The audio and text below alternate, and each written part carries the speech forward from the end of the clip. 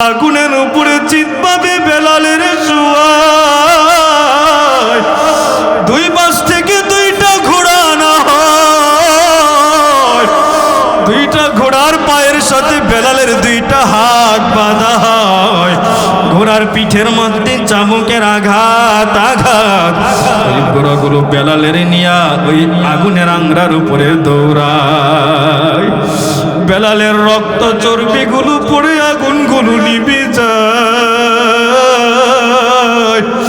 কিন্তু বেলাল আকাশের দিকে তাকায় আল্লাহ আল্লাহ, একবার মহাব্বতে বলো না রে বাবা আল্লাহ। একসাথে মুসলমানের আওয়াজে বলে আল্লাহ। বেলাল আকাশের দিকে তাকায় কয় আল্লাহ আল্লাহ। পাশ দিয়া রওনা করে হযরতে আবু বকর সিদ্দিক রাদিয়াল্লাহু তাআলা আনহু। আবু বকর শুনতেছে কান্নার আওয়াজ শোনা যায়, দৌড়াইয়া এসে দেখে হযরত বেলাল কান্না করে। আবু বকর বেলালের পিঠের দিকে তাকায়া দেখে চামড়া গোশতগুলো নাই। বেলালের পিঠের মধ্যে সাদা সাদা হাড্ডি দেখা যায়। আবু বকর দেখে অজরে কান্না করে আর বলে বেলাল, ও বেলাল তোমার এই অবস্থা কেন হলো? বেলাল ডাক দিয়া কয় আবু বকর, আমার কোনো অপরাধ নাই, আমার কোনো অপরাধ নাই। আমার মালিকের প্রতি ঈমান আনার কারণে বেঈমানেরা আমাকে এমন নির্যাতন শুরু করে দেয়। আবু বকর ডাক দিয়া কয় বেলাল, আল্লাহর নামটা একটু আস্তে আস্তে করে বলো, বেঈমানেরা শুনবে না, হয়তো তোমাকে নির্যাতনের স্ট্রিম রুলার একটু কমায় দেবে।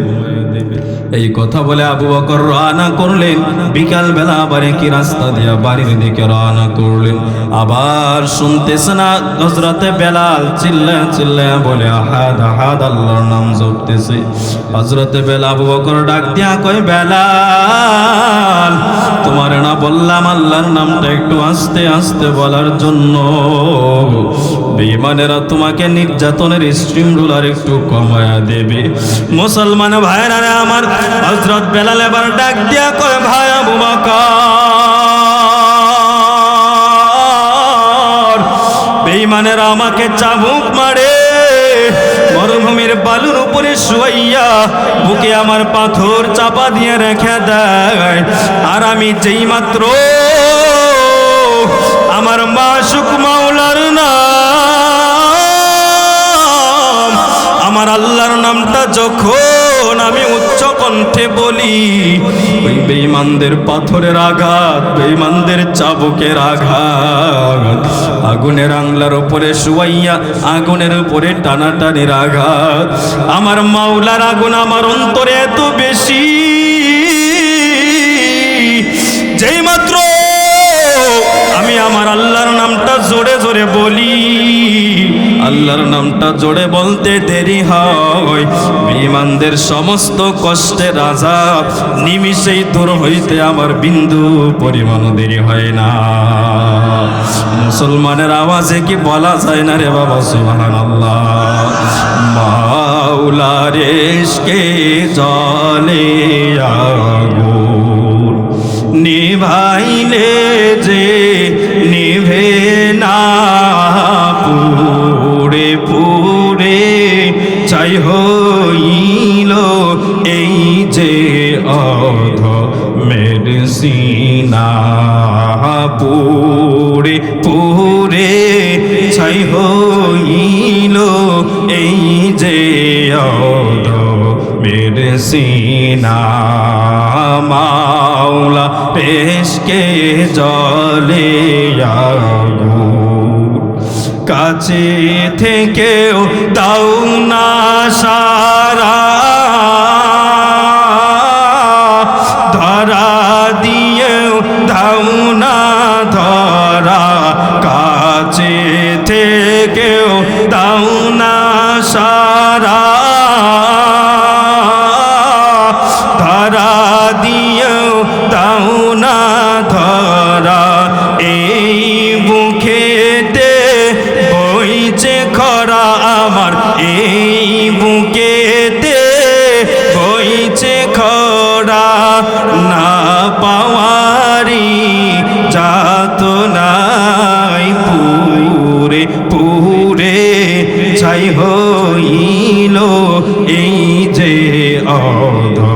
মেরে সিনা মাওলা রেশকে জলে আগুন নিভাইলে যে নেভে না পুরে পুরে ছাই হইল এই যে মেরে সিনা। আমাদের খালিককে, আমাদের সৃষ্টিকর্তাকে, আমাদের সন্তান দেওয়ার মালিককে, এই কথাটা যে সমস্ত মুসলমান অন্তরে বিশ্বাস করবে, যেই সমস্ত ইমানদার মুখে মুখে স্বীকার করবে আল্লাহ আমার রব, আল্লাহ ছাড়া আমার দ্বিতীয় আর কোনো রব নাই, আল্লাহ ছাড়া দ্বিতীয় আমার আর কোনো মালিক নাই, আল্লাহ ছাড়া আমার দ্বিতীয় আর কোনো খালিক নাই, এই কথাটা বান্দা মুখে স্বীকার করা। 2 নম্বর হলো মুখে স্বীকার করলেই চলবে না, তাসদিক বিল জিনান, অন্তরের মাধ্যমে বান্দা বিশ্বাস করতে হবে। জান্নাত জাহান্নাম আমরা কোনো সময় দেখেছি? জোরে বলেন। ফেরেশতা আমরা কখনোই দেখতে পারি নাই, জান্নাত জাহান্নাম আমরা কখনোই দেখতে পারি নাই। আল্লাহ তাআলার বিভিন্ন নিয়ামত রাজি আসমানের খবর, উপরের খবর আমরা জানি না, কবরের জগতের বিষয় আমরা দেখি না। না দেখে বিশ্বাস করার নাম হলো তাসদিক বিল জিনান, অন্তরে বিশ্বাস করা। 3 নাম্বার হলো আমাল বিল আরকান, বান্দা কাজের মাধ্যমে পরিণত করা। শুধু মুখে স্বীকার করলেই চলবে না মুসলমান, শুধু অন্তরে বিশ্বাস করলেই চলবে না মুসলমান, কাজের মাধ্যমে তোমাকে পরিণত করতে হবে, দেখা দিতে হবে তুমি মুসলমান। দুনিয়াতে এমন অনেক মানুষ দেখা যায় মুখে মুখে বলে মুসলমান, কিন্তু অন্তরে ইমানের লেশ মাত্র নাই। আসেনি এরকম?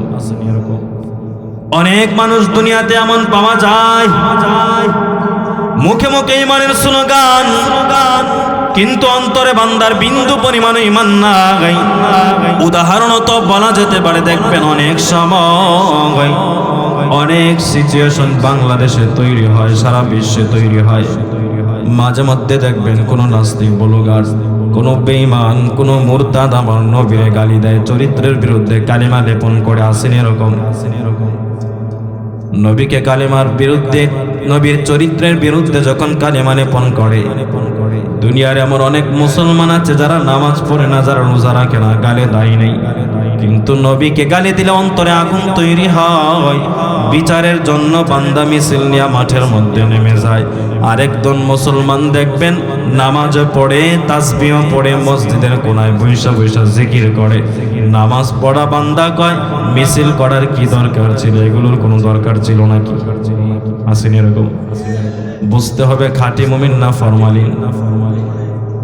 মুসলমান ভাইরা আমার, ইমানের দাবি হলো আমাল বিল আরকান, কাজের দ্বারা পরিণত কর। কাজের মাধ্যমে কেমনে তুমি পরিণত করবা? যখনই দেখবা তোমার নবীকে রহমাতুল লিল আলামিনকে কোনো বেঈমান গালি দেয়, তোমার ইসলাম ধর্মকে নিয়ে কোনো বেঈমানের দল কটাক্ষ করে, তোমার কোরআনকে নিয়ে কোনো বেঈমান ব্যঙ্গ করে, ওই সময় বান্দা নামাজ বাদ দাও, নামাজের জরুরত তখন নাই। তখন ইমানের দাবি হলো নবী দুশ্মনের দাবি, বিচারের দাবিতে ময়দানে নামা। এটাই হলো বান্দা তোমার ইমানের পরিচয়। আর যদি বলো বান্দা মিছিলের কি দরকার ছিল, মিটিংয়ের কি দরকার ছিল, আমি বলবো নামাজি হতে পেরেছো কিন্তু মুসলমান হতে পারো নাই। ঠিক কিনা বলেন? মুসলমান ভাইরা আমার, ইমানকে আপনার আমার কেমনে পরিশুদ্ধ করব? নবী আমার বলেন 3 জিনিসের সমন্বয় ইমানকে পরিশুদ্ধ কর। 1 নাম্বার হলো ইকরার বিল লিসান, মুখে মুখে বান্দা স্বীকার করো তুমি ইমানদার। 2 নাম্বার হলো তাসদিক বিল জিনান, বান্দা অন্তর দ্বারা বিশ্বাস করো তুমি ইমানদার। 3 নাম্বার হলো আমাল বিল আরকান, কাজের মাধ্যমে বান্দা বুঝায় দিতে হবে তুমি ইমানদার। ঈমান সাধারণ ঈমান হলে চলবে না, হযরত বেলাল রাদিয়াল্লাহু তাআলা আনহুর মতো ঈমান আনতে হবে। এজন্যই তো কোরআনে আমার আল্লাহ বলেন আমিনু কামা আমানান নাস। আরে মুসলমান তুমি ঈমান আনো কাদের মতো ঈমান আনবা নবী আমার জানায়া দেন। আল্লাহ তাআলা বলেছেন আমিনু কামা আমানান নাস। ঈমান যদি আনতে হয় সাহাবায়ে কেরামের মতো বান্দা তোমার ঈমান আনতে হবে। এখানে প্রশ্ন হতে পারে নবীকে আমরা মডেল মানে নবী আমার শ্রেষ্ঠ নবী। আল্লাহ তো বলেন নাই আমিনু কামা আমানান নবী, বলতে পারতেন নবীর মতো ঈমান আনো। প্রশ্নের জবাব হলো দুনিয়ার কোনো মানুষের জন্য নবীর মতো ঈমানদার হওয়া সম্ভব না। বলুন ঠিক কিনা? নবী আমার আল্লাহর কুদরত সরাসরি চোখে দেখতে পায়। দুনিয়ার থেকে তাকাইলে মাওলার আরশ আজিম পর্যন্ত নবী দেখতে পায়। নবী আমার আকাশের দিকে তাকাইলে আকাশের দরওয়াজা খুলে যায়। আমার আল্লাহ তাআলা নবীকে প্রথম আসমান, দ্বিতীয় আসমান, তৃতীয় আসমান পাড়ি দিয়া মেরাজের রজনীতে আল্লাহ তাআলা আরশে আজিমে নিয়েছেন। তার মানে নবী জান্নাত জাহান্নাম সব কিছু দেখে দেখে ঈমান এনেছেন। আমাদের দ্বারাও কি জান্নাত জাহান্নাম দেখে ঈমান আনা সম্ভব? সম্ভব। এজন্য আল্লাহ তাআলা বলেন আমিনু কামা আমানান নাস, তোমরা ঈমান আনো সাহাবায়ে কেরামের মতো। কাদের মতো? সাহাবায়ে কেরামের ঈমান কেমন ছিল জানো? অসংখ্য ঘটনা হাদিসে বর্ণনা করা হয়। সাহাবায়ে কেরামের ঈমান ছিল এরকম, দুনিয়ার 500 টাকার কালো নোটের কাছে সাহাবায়ে কেরামের ঈমান বিক্রি হয় না। দুনিয়ার কোনো নেতা নেত্রীর পেছনে পড়ে তারা ঈমান বিক্রি করে না। সাহাবায়ে কেরামের ঈমান বুলেট আসবে, গুলি আসবে, যত আঘাত আসুক না কেন সাহাবায়ে কেরাম ঈমান থেকে বিন্দু পরিমাণ বিচ্যুত হয় নাই। হযরত বেলাল রাদিয়াল্লাহু তাআলা আনহু, হযরত বেলাল রাদিয়াল্লাহু তাআলা আনহুর এত দাম, এত দাম। বেলাল অন্যের বাড়ি গোলাম ছিল। বেলালের চেহারাও ভালো ছিল না, টাকা পয়সা নাই। চেহারা ভালো না, বেলালের টাকা নাই, পয়সা নাই, অন্যের বাড়ি গোলাম। একসাথে এই তিনটা বৈশিষ্ট্য যাদের মধ্যে রয়েছে আমাদের সমাজের মানুষ তারে খুব মূল্যায়ন করে। জোরে বলেন, দেখলেই তো চেয়ার ছেড়ে দেয়। মুসলমান ভাইরা আমার, হযরত বেলাল রাদিয়াল্লাহু তাআলা আনহুর যদিও চেহারা ভালো নাই, যদিও বেলালের সম্পদ নাই, যদিও বেলাল অন্যের বাড়ির গোলাম, মেরাজের রজনীতে আল্লাহর নবী জান্নাতের ভেতরে নবী আমার ঢুকলেন। জান্নাতের ভেতরে ঢোকার পর রাহমাতুল লিল আলামিন তাকায় দেখেন নবীর পায়ের আগে আগে কার পায়ের শব্দ শোনা যায়? সুবহানাল্লাহ বলেন। নবী আমার জিব্রাইলের কয় জান্নাতের ভেতরে আমি নবী আসার আগে কেউ তো আসতে পারে নাই, কিন্তু জান্নাতের ভেতরে কার পায়ের শব্দ? ফেরেশতারা জানায় কয় গো পয়গম্বর, জান্নাতের ভেতরে দুনিয়াতে আপনার কালো সাহাবী বেলালের পায়ের শব্দ শোনা যায়। সুবহানাল্লাহ বলে। নবী আমার মেরাজ থেকে দুনিয়ার জমিনে আগমন হয়। সাহাবায়ে কেরামদেরকে সামনে নিয়ে রাহমাতুল লিল আলামিন বয়ান করতেছেন। আর নবী আমার কয় আয়না বেলাল, বেলাল কই, বেলাল কই, এইভাবে নবী আমার ডাকতেছেন। হঠাৎ করে একটা কর্নার থেকে বেলাল লাফ মেরে দাঁড়ায়। দাঁড়ায় বেলাল দুইটা চোখের পানি ছেড়ে ছেড়ে কান্না করে। সুবহানাল্লাহ বলে। নবী আমার ডাক দিয়া কয় বেলাল কেন কাঁদো? ও বেলাল তুমি কেন কাঁদো? বেলাল কয় গো পয়গম্বর, আপনার সামনে আবু বকর বসা, আপনার সামনে ওমর, হযরত আলী সহ জলিলুল কদর অনেক সাহাবায়ে কেরাম বসা, তাদেরকে রেখে আপনি আমি বেলালকে ডাক দিলেন। আনন্দে আত্মহারা হয়ে আমার দু চোখ দিয়ে পানি চলে এসেছে। নবী আমার ডাক দিয়া কয় বেলাল একটু কাছে আসো। বেলাল আমার নবীর কিনারায় চলে আসলো। রাহমাতুল লিল আলামিন বেলালের হাতটা আঙ্গুলের মধ্যে টান দিয়া কয় বেলাল বলো। নবীও দুইটা চোখের পানি ছেড়ে ছেড়ে কান্নার আওয়াজ। নবী আমার কয় বেলাল বলো বলো তুমি কি এমন আমল করেছো? বেলাল কোনো কিছু জানে না। বেলাল নবীর চেহারার দিকে ফেল ফেল করে তাকিয়ে রইল। বেলাল কয় নবী কি হয়েছে? বলে, বেলাল জান্নাতের ভেতরে আমি পয়গম্বর, তুমি বেলালের পায়ের শব্দ আমি শুনতে পেরেছি। যদিও বেলালের সম্পদ নেই, তার মানে রবের কাছে দাম হলো ওই বান্দার।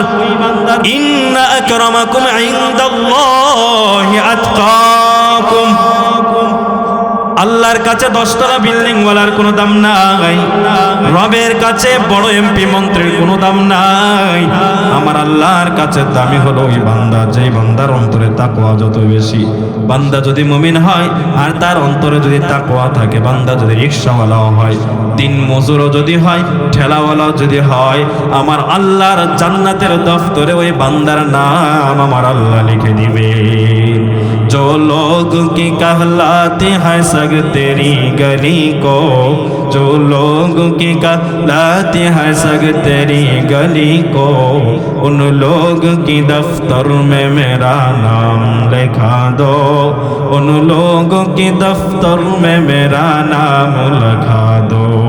मैं तालिबे मौला हूँ मेरे इश्क निराला, मैं तालिबे मौला हूँ मेरे इश्क निराला। ए जुमला जहाँ जिनकी तजल्ली से उजाला, ए जुमला जहाँ जिनकी तजल्ली से उजाला। आमिनु कमा आमनन्नास। ঈমান আনো সাহাবায়ে কেরামের মতো ঈমান।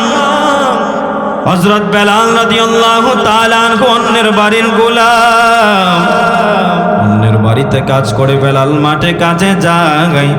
হাতে হাতে বেলাল কাজ করে, জিহ্বা নাড়ায়া নাড়ায়া বেলাল কি যেন গুনগুন করে জিকির করে। পাশে কর্মচারী ডাক দিয়া কয়, বেলাল তুমি কি জপো? বেলাল কয়, আমি জিহ্বা নাড়ায়া আমার মালিকের নাম জপি। কর্মচারী বুঝতে পারে নাই বেলাল কোন মালিকের নাম জপে। সে মনে করেছে বেলাল যেই মালিকের গোলাম, ওই মালিকের নাম মনে হয় বেলাল জবানে জবানে জপতেছে। মালিকের দরবারে গিয়া কয়, ও মালিক, তোমার গোলাম বেলাল এত ভালো, হাতে কাজ করে জিহ্বা নাড়ায় নাড়ায় তোমার নাম জপে। মালিক বড় আনন্দ, বড় আনন্দ, কিন্তু বোকায় বুঝতে পারে না বেলাল তার নাম জপে না। জবানটা ছেড়ে আওয়াজ দিয়া বলেন, বেলাল একজন মালিকের নাম জপে, সেই মালিকের নামটা একটা আওয়াজ দিয়া বলো। আর মোহাব্বত বলো কে? বেলালের মালিক বড় আনন্দ। বেলালের বেতন কত? কই বেলালের বেতন হলো 5000, আরো বাড়ায় দিলাম 5000, বেলালের বেতন হয়ে গেল 10। মুসলমান ভাইরা রে আমার, কিন্তু মালিক এখনো বুঝে না বেলাল কোন মালিকের নাম জপে। মালিক এখনো বুঝে না বেলালের বেতন 10,000 বাড়ায় দেওয়ার পরে মালিক আবার মনে মনে কয়, মানুষের কথা শুনে বেতন বাড়াইলাম, এবার একটু আমার নিজের চোখে বেলালকে পরীক্ষা করার দরকার। মালিক আবার বেলালের কাজের স্পটে চলে আসলো। চলে আইসা বেলালের নিকটে দাঁড়ায়, দূর থেকে তাকায় দেখে বেলাল জিহ্বা নাড়ায় নাড়ায় কি যেন জপতেছে। সুবহানাল্লাহ বলেন। বড় আনন্দ, কিন্তু মগা এখনো বুঝে না বেলাল কোন মালিকের নাম জপে, এটা এখনো সে বুঝতে পারে না। সে মনে করতেছে মনে হয় আমি মালিকের নামই জপতেছে। আস্তে করে কাছে যায়, কাছে যাইয়া কানটা লাগায় লাগায় শুনতেছে বেলাল জপে, আল্লাহ আল্লাহ আল্লাহ আল্লাহ আল্লাহ আল্লাহ আল্লাহ আল্লাহ আল্লাহ আল্লাহ আল্লাহ আল্লাহ আল্লাহ আল্লাহ আল্লাহ আল্লাহ আল্লাহ আল্লাহ আল্লাহ মাওলা তোমার নীলা খেলা কেউ বোঝে না, মাবুদ তোমার নীলা খেলা কেউ বোঝে না। তুমি কাউকে রাখো গাছতলাতে মাওলা, কাউকে রাখো 10 তলায় মাওলা তোমার নীলা খেলা কেউ বোঝে না। খারাপ লাগেনি? সবাই জবান ছেড়ে আমার সাথে বলেন, মাওলা তোমার লীলা খেলা কেউ বোঝে কেউ মাবুদ তোমার লীলা খেলা কেউ বোঝে না। ইব্রাহিম তোমার নবী ছিল, নমরুদে আগুনে ফেললো। ইব্রাহিম তোমার নবী ছিল, নমরুদে আগুনে ফেললো। আগুন হইল ফুল বাগিচা, মুসার পশম কেন জ্বলল না?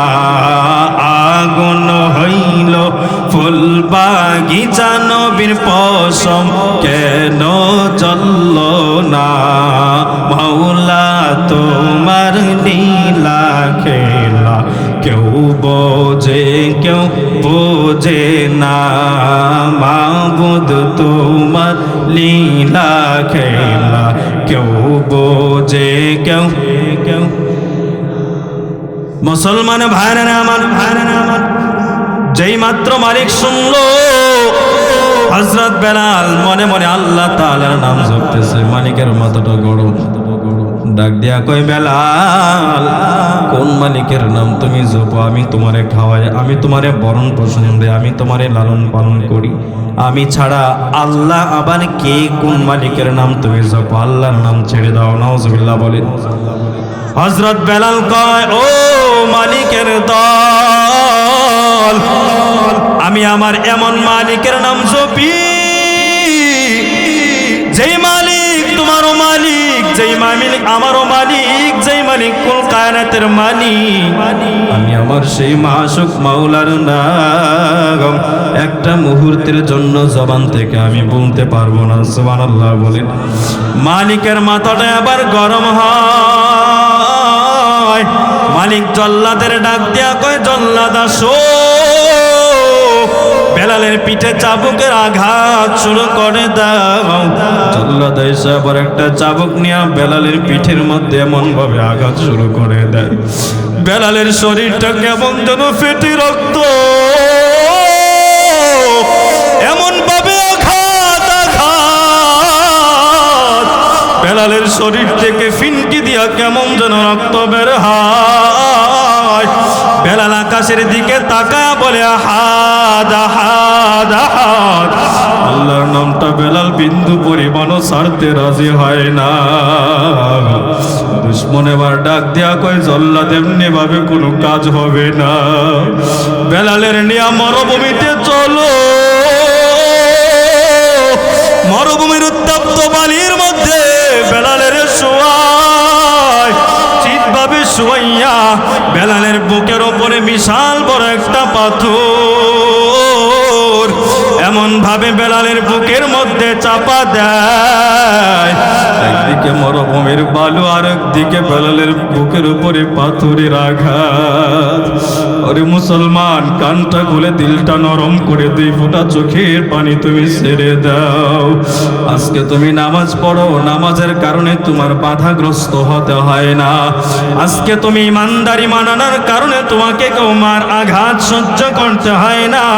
কিন্তু সাহাবায়ে কেরাম ইমানের কারণে জীবন দেওয়ার প্রয়োজন, কিন্তু বান্দা জীবন দিতে প্রস্তুত থাকে। যেই মাত্র হযরত বেলালের বুকের উপরে বিশাল বড় একটা পাথর দিয়া চাপা দিয়ে রেখে দেয়, হযরত বেলাল আমার মাশুক মাওলার নাম এমন ভাবে বেলাল আল্লাহর দিকে তাকায় আর বলে, আহাদ আহাদ আহাদ। সর্বশেষ যে নির্যাতন বেলালের করে বেঈমানের দল, মরুভূমির বালির উপরে আগুনের আংরা জ্বালায়, আগুনের আংরা জ্বালায়া আগুনের উপরে চিৎভাবে বেলালের শোয়ায়। 2 পাশ থেকে 2টা ঘোড়া আনা হয়, 2টা ঘোড়ার পায়ের সাথে বেলালের 2টা হাত বাঁধা হয়। ঘোড়ার পিঠের মধ্যে চাবুকের আঘাত আঘাত, ওই ঘোড়াগুলো বেলালের নিয়া ওই আগুনের আংরার উপরে দৌড়ায়। বেলালের রক্ত চর্বিগুলো পড়ে আগুনগুলো নিভে যায়, কিন্তু বেলাল আকাশের দিকে তাকায় আল্লাহ আল্লাহ, একবার মহাব্বতে বলো না রে বাবা আল্লাহ, একসাথে মুসলমানের আওয়াজে বলে আল্লাহ। বেলাল আকাশের দিকে তাকায় কয় আল্লাহ আল্লাহ। পাশ দিয়া রওনা করে হযরতে আবু বকর সিদ্দিক রাদিয়াল্লাহু তাআলা আনহু। আবু বকর শুনতেছে কান্নার আওয়াজ শোনা যায়, দৌড়াইয়া এসে দেখে হযরত বেলাল কান্না করে। আবু বকর বেলালের পিঠের দিকে তাকায়া দেখে চামড়া গোশতগুলো নাই, বেলালের পিঠের মধ্যে সাদা সাদা হাড্ডি দেখা যায়। আবু বকর দেখে অজরে কান্না করে আর বলে বেলাল, ও বেলাল তোমার এই অবস্থা কেন হলো? বেলাল ডাক দিয়া কয় আবু বকর, আমার কোনো অপরাধ নাই, আমার কোনো অপরাধ নাই, আমার মালিকের প্রতি ঈমান আনার কারণে বেঈমানেরা আমাকে এমন নির্যাতন শুরু করে দেয়। আবু বকর ডাক দিয়া কয় বেলাল, আল্লাহর নামটা একটু আস্তে আস্তে করে বলো, বেঈমানেরা শুনবে না, হয়তো তোমাকে নির্যাতনের স্ট্রিম রুলার একটু কমায় দেবে। এই কথা বলে আবু বকর রওনা করলেন। বিকাল বেলা আবার একই রাস্তা দিয়া বাড়ির দিকে রওনা করলেন। আবার শুনতেছে না হযরতে বেলাল চিল্লায়া চিল্লায়া বলে আহাদ আহাদ, আল্লাহর নাম জপতেছে। হযরতে বেলাল আবু বকর ডাক দিয়া কয় বেলাল, তোমার না বললাম আল্লাহর নামটা একটু আস্তে আস্তে বলার জন্য? বেঈমানেরা তোমাকে নির্যাতনের স্ট্রিম রুলার একটু কমায়া দেবে। মুসলমান ভাইরা আমার, হযরত বেলাল এবার ডাক দিয়া কয় ভাই আবু বকর, বেঈমানেরা আমাকে চাবুক মারে, মরুভূমির বালুর উপরে শুয়াইয়া বুকে আমার পাথর চাপা দিয়ে রেখে দেয়, আর আমি যেই মাত্র আমার মাশুক মাওলার নাম, আমার আল্লাহর নামটা যখন আমি উচ্চ কণ্ঠে বলি, ওই বেঈমানদের পাথরের আঘাত, বেঈমানদের চাবুকের আঘাত, আগুনের আংলার উপরে শুয়াইয়া আগুনের উপরে টানাটানির আঘাত, আমার মাওলার আগুন আমার অন্তরে এত বেশি, যেই মাত্র আমি আমার আল্লাহর নামটা জোরে জোরে বলি, আল্লাহর নামটা জোরে বলতে দেরি হয়, বেঈমানদের সমস্ত কষ্টের আযাব নিমিষেই দূর হইতে আমার বিন্দু পরিমাণ দেরি হয় না। মুসলমানের আওয়াজে কি বলা যায় না রে বাবা সুবহানাল্লাহ। মাওলার ইশকে জলে আগুন নিভাইলে যে নিভে না, পুড়ে পুড়ে ছাই হইল এই যে অধমের সিনা, পুড়ে পুড়ে ছাই হইল এই যে অধমের সিনা, মাওলা ইশকে জলে আগুন কাছে থেকেও দাও না সারা, ধরা দিয়েও দাও না ধরা, কাছে থেকেও দাও না সারা,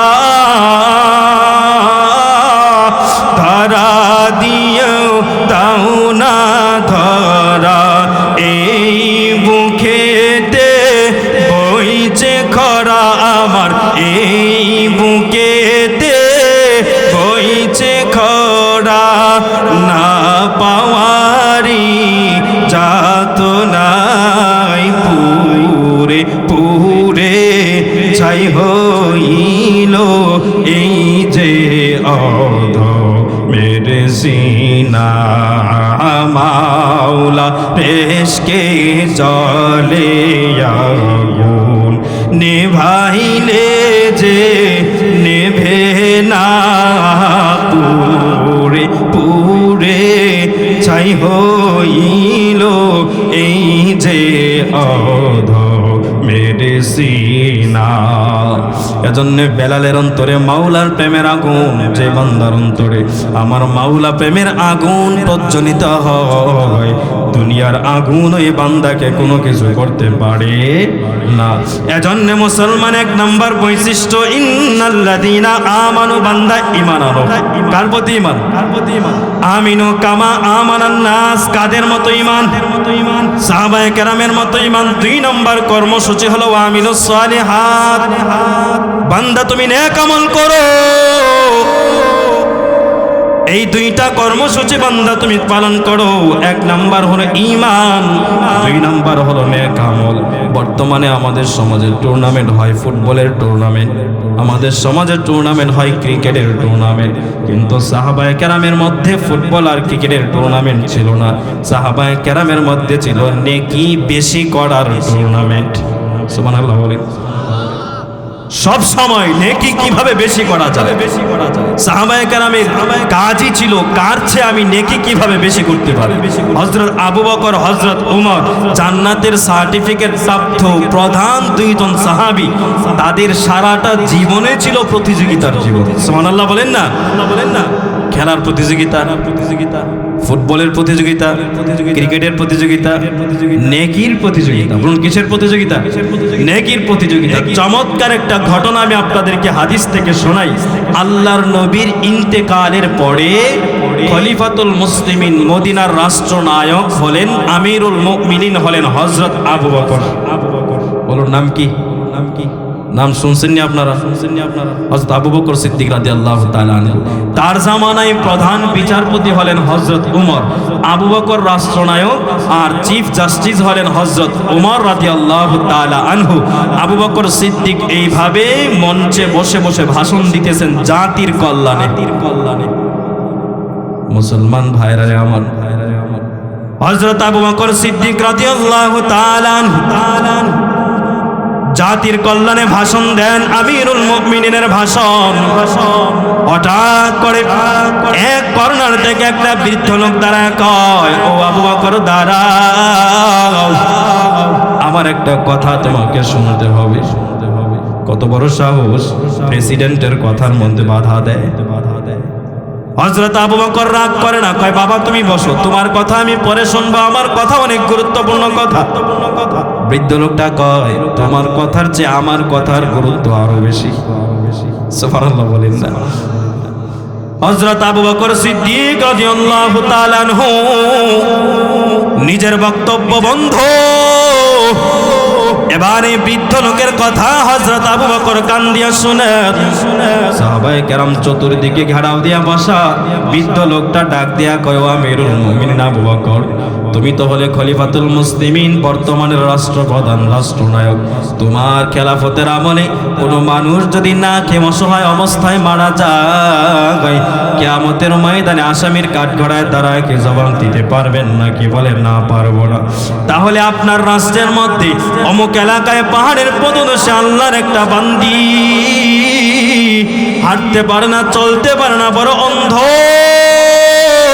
তার স্বামী নাই, সন্তান নাই, ওই মহিলাটা নিজের কাজ নিজে করতে পারে না, কোনো কিছু করতে পারে না। মহিলাটার একজন খাদেম দরকার। আপনি আবার বলেন এই মহিলাটার সেবা করার গুরুত্ব আছে না নাই? হযরত আবু বকর সিদ্দিক রাদিয়াল্লাহু তাআলা আনহু 2টা চোখের পানি ছেড়ে ছেড়ে কান্নার আওয়াজ। আবু বকর আর সিংহাসনে বসে না, মুদিতে বসে না, লাভ মেরে দাঁড়ায় কয়, উপস্থিত সাহাবায়ে কেরামের মধ্যে কেউ কি আছো? আজকে থেকে এই মহিলাটার খাদেম হইবা। কেউ দাঁড়ায় না। হযরত আবু বকরের পাশ থেকে প্রধান বিচারপতি ওমর দাঁড়ায়। ওমর দাঁড়ায় কয়, আমিরুল মুমিনিন, আজকে থেকে বাকি জিন্দেগির জন্য এই মহিলাটার খাদেম আমি ওমর হয়ে গেলাম। মুসলমান ভাইরা আমার কানটা খুলে শুনো, হযরত আবু বকর ডাক দিয়া কয়, ওমর, তুমি তো রাষ্ট্রের প্রধান বিচারপতি, তোমার কাছে চুরির মামলা আসে, জিনার মামলা আসে, গরু চুরি, লাউ চুরি, ডিম চুরি, অন্যের টাকা চুরি, সরকারি মাল চুরি, সব চুরির বিচার তো তোমার করতে হয়। ও ওমর, তুমি বলো বলো এই মহিলার সেবা তুমি কেমনে করবা? হযরত ওমর ডাক দিয়া কয়, আবু বকর, সারাদিন আমি রাষ্ট্র পরিচালনা করব, রাষ্ট্রের বিচার কার্য পরিচালনা করব, আর বিকেল যখন হবে রাত্রিবেলা এই মহিলার সেবা আমি করব। এই কথা বলে হযরত আবু বকর ডাক দিয়া কয়, ওমর, শুনো শুনো, বুঝে শুনে দায়িত্ব কাঁধে নাও। যদি দায়িত্ব সঠিকভাবে আদায় করতে না পারো, তুমি যে প্রধান বিচারপতি এটা কিন্তু আমি দেখব না। কিয়ামতের ময়দানে তোমাকে আমি আল্লাহর আসামির কাঠগড়ায় আসামি বানায়া দেব। সুবহানাল্লাহ বলেন না। হযরত ওমর রাদিয়াল্লাহু তাআলা আনহু কয়, খলিফাতুল মুসলিমিন টেনশনের কোনো কারণ নাই, আমি আমার দায়িত্ব সঠিকভাবে আদায় করে নেব। এই কথাটা বলে হযরত ওমর রাদিয়াল্লাহু তাআলা আনহু সারাদিন রাষ্ট্রের বিচার পরিচালনা করে রাত্রি যখন হয় হযরত ওমর বাড়িতে যায়, এশার নামাজটা পড়ে খাবার খেয়ে হযরত ওমর ঘুমায়।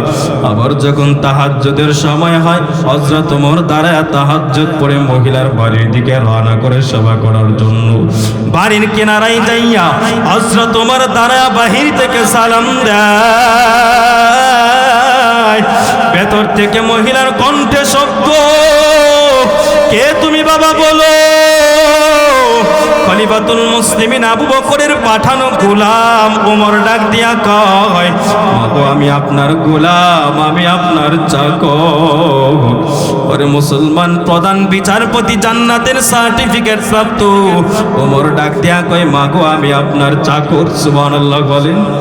ওমর ডাক দিয়া কয়, ও মা, রাষ্ট্রের পক্ষ থেকে আমাকে আপনার কর্মচারী বানানো হয়েছে, বলো বলো মা, তোমার কি কাজ করতে হবে আমাকে একটু বলো। বৃদ্ধা মহিলা ডাক দিয়া কয়, যুবক, আমি চোখে দেখতে পারি না, আমার চোখ নাই। বাবা কে তুমি আমি ভালো করে জানি না, তোমার পরিচয় আমার জানা নাই। বাবা শোনো শোনো, তুমি আসার প্রায় 1-1.5 ঘন্টা আগে আমার সব কাজগুলো আরেকটা যুবক এসে করে দিয়ে চলে গেছে।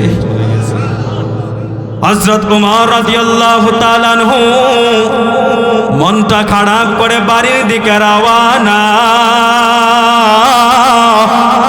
সকালবেলা মন্ত্রণালয়ে যা হাজির হয়। সারাদিন কাজ ভালো লাগে না, কারণ দায়িত্ব পেয়েছি আমি, আমার কাজটা আবার কে এসে করে দিয়ে চলে গেল। দ্বিতীয় দিন আবার একই নিয়মে হযরত ওমর যায়। এবারও যায় বাহির থেকে সালাম দেয়, বলে বাবা কে তুমি? বলে আমি রাষ্ট্রের পক্ষ থেকে আপনার খাদেম। বলে বাবা কেন আসছো? মাগো বলো বলো তোমার কি কাজ করতে হবে তুমি বলো। দ্বিতীয় দিনও মহিলাটা ডাক দিয়া কয়, বাবা রে, আজকেও তুমি আসার প্রায় 1-1.5 ঘন্টা আগে আমার কাজটা কে যেন করে দিয়ে চলে গেছে। বলুন ওমরের মাথা গরম কম না বেশি? এমনিই তো ওমর গরম, শয়তান নাম শুনলে ওই রাস্তায় আর আসতো না। এমন মেজাজ গরম বলা ওমর। এবার বাড়িতে যায়। তৃতীয় দিন ওমর রাদিয়াল্লাহু তাআলা আনহুর বড় টেনশন, কার এত বড় সাহস? খলিফাতুল মুসলিমিন আবু বকর দায়িত্ব দিয়েছেন আমাকে ওমর আবু বকরের কাছে আসামি বানানোর জন্য। আমার দায়িত্বটা এসে করে দিয়ে চলে যায়। এত বড় সাহস কার? আজকে আমাকে দেখতে হবে। তৃতীয় দিন হযরত ওমর আর ঘুমায় না, না ঘুমায় এশার নামাজ পড়ে হযরত ওমর একটা তরবারি নিয়ে মহিলার বাড়ির দিকে রওনা করছে। সুবহানাল্লাহ বলে। বাড়ির দিকে যাইয়া হযরত ওমর একটা খেজুর গাছের আড়ালে নিজেকে আত্মগোপন করে দাঁড়ায়। মনে মনে চিন্তা করে আজকে দেখবো কার এত বড় সাহস, আমার কাজটা এসে করে দিয়ে চলে যায়। হযরত ওমর তরবারি নিয়ে দাঁড়ানো। এদিকে রাত্র ঘন হওয়া শুরু হয়। রাত্র যখন মাঝামাঝি হয়ে যায়, হঠাৎ করে ওমর তাকায় দেখে আল্লাহর একটা বান্দা চাদর মুড়ি দিয়া দিয়ে আস্তে আস্তে করে মহিলার বাড়ির দিকে ঢুকতেছে। হযরত ওমর সব দৃশ্যগুলো অবলোকন করে, কিন্তু আমার কোনো কথা নাই। ওমর টেনশন, তুমি ঢুকো সুস্থ অবস্থায়, কিন্তু মাথা নিয়ে আজকে তুমি যেতে পারবো না, আমার সাথে এত বড় গাদ্দারি করলা।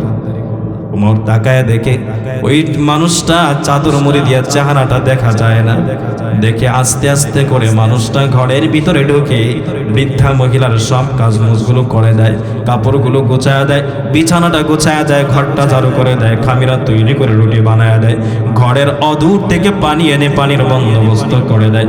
সব কাজ করে দিয়া যুবকটা এবার বলতেছেন, মা গো আমি আবার যাই, আগামীকাল আবার আসবো। সুবহানাল্লাহ বলে হযরত ওমর ডাক দিয়া কই, বের হো, আগামীকাল বাড়িতে যাবা, তারপরে তো আসবা, বাড়ি পর্যন্ত যাওয়ার সুযোগই তোমাকে দেব না।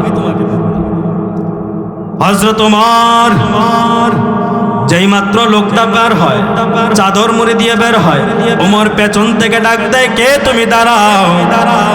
লোকটা দাঁড়ায় না, ওমরের কণ্ঠ শুনে আরো জোর কদমে হাঁটতেছে। ওমর দ্বিতীয়বার আবার ডাক দেয়, দাঁড়াও। দ্বিতীয়বার আবার দাঁড়ায় না, ওমরের শব্দ শুনে আবার জোরে জোরে হাঁটতেছে। তৃতীয়বার ওমর কয়, আবার যদি না দাঁড়াও, পৃথিবীর এমন কারো সাধ্য নাই আমার তরবারি থেকে তোমাকে বাঁচাবে।